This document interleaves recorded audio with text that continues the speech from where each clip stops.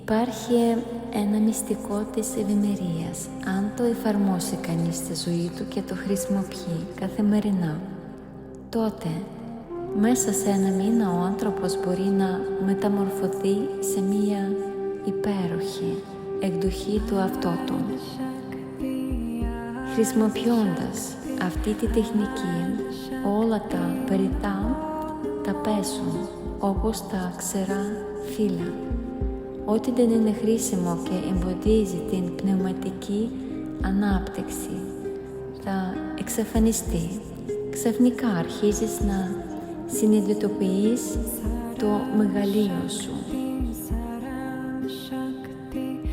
Ένα μεγαλείο χωρίς ίχνος εγωισμού. Ήσυχα θαυμάζεις την ικανότητα σου να γίνεσαι συνεχώς καλύτερος χωρίς τέλος.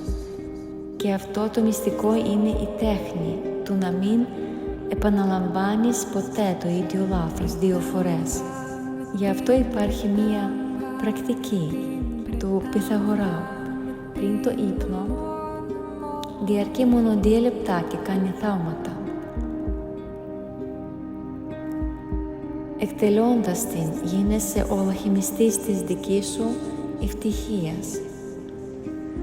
Όταν ξαπλώσεις σε ύπνο, αναπαράστησες σαν την Ία τη μέρα που πέρασε.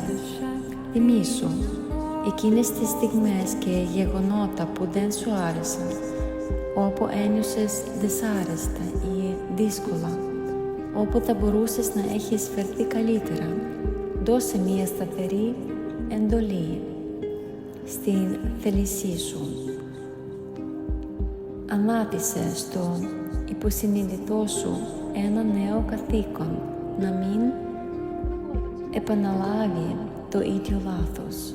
Τώρα φαντάσου ένα εντελώς αντίθετο σενάριο, γεμάτο ομορφιά και επιτυχία, και δώσε την εντολή έτσι να γίνει την επόμενη φορά.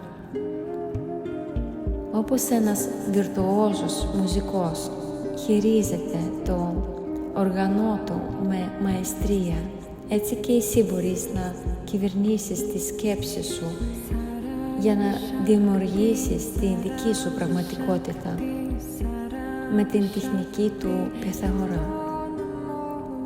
Να είσαι ευτυχισμένος, να είσαι πάντα καλά.